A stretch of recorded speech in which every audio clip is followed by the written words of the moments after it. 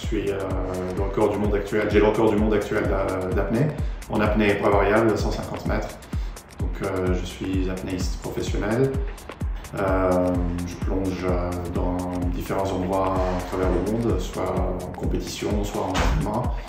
Et aussi comme pour le plaisir aussi, parce que c'est une grande passion qui a commencé depuis tout petit. En fait, j'ai commencé à passer le plus clair de mon temps en mer depuis l'âge de 4-5 ans, je pense, en Tunisie, sur les rivages tunisiens, donc soit Libya, Walia, Bizerte, Tabarka. Après l'apnée professionnelle, l'apnée de haut niveau, le sport de haut niveau, j'ai découvert ça bien plus tard. Quand j'ai commencé à voyager un petit peu à travers le monde, en particulier en Amérique du Sud, en Colombie, là où j'ai découvert le sport de l'apnée pure, qui consiste à retenir sa respiration pour descendre jusqu'à une certaine profondeur. Le concept est simple. Après, le sport en pratique est un peu plus compliqué. Donc c'est un sport qui allie physique et mental, mais l'aspect primordial, on va dire, c'est le mental. Donc si je ne suis pas capable de me détendre, de me relâcher, de me concentrer, surtout de me détendre, je ne serais certainement pas capable de descendre même 30 mètres. Donc le record du monde que j'ai effectué, que j'ai décroché cette année, c'est dans une discipline qui s'appelle le poids variable. C'est une des catégories de l'apnée. Il y a plusieurs catégories en apnée, il y a poids constant, le poids variable.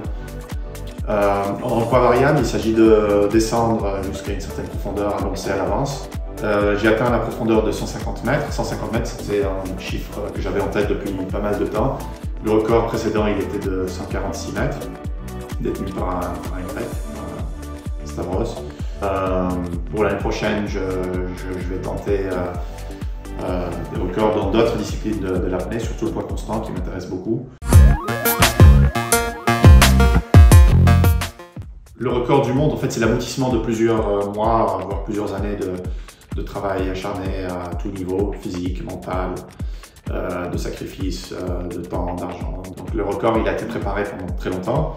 D'ailleurs, en entraînement, j'ai réalisé la même profondeur 2 fois pour être sûr de pouvoir faire d'atteindre cette performance. Et bien sûr, malgré cela, ça a été un moment extrêmement émouvant, on va dire. C'était un soulagement aussi, un soulagement surtout. On pense souvent que c'est un travail, que c'est un sport individuel, mais l'apnée c'est un sport d'équipe. C'est un sport d'équipe, donc on a une équipe qui travaille avec nous très dur. L'apnée c'est vraiment le moyen le plus naturel d'observer et de se rapprocher de la faune marine. Et évidemment, dans ce sens, on est les premiers spectateurs et on constate la pollution et l'impact que l'être humain a sur la mer directement. Pour vous donner un exemple, le championnat du monde a été en Turquie. C'est un endroit magnifique. Malheureusement, la mer est complètement vide. Donc on ne voit aucun poisson, on ne voit aucun...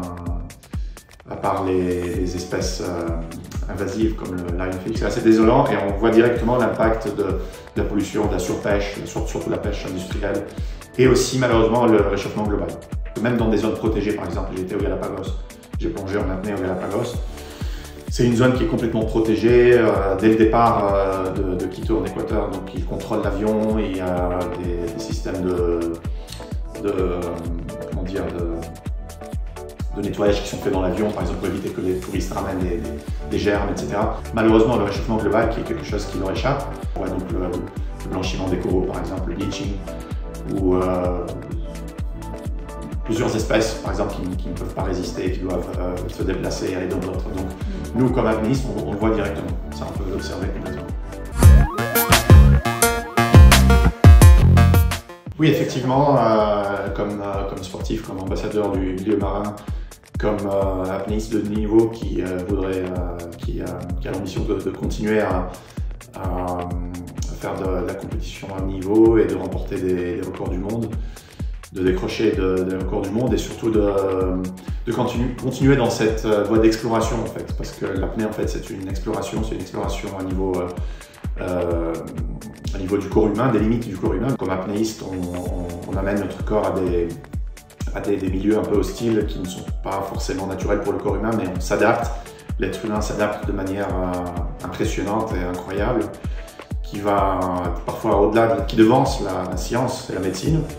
Donc ça, c'est quelque chose que j'aimerais beaucoup continuer à faire, comment dire, à élever les niveaux de conscience par rapport à l'environnement. Si on ne fait rien maintenant, là, tout de suite, d'ici 2050, je pense qu'on n'aura plus rien dans l'océan.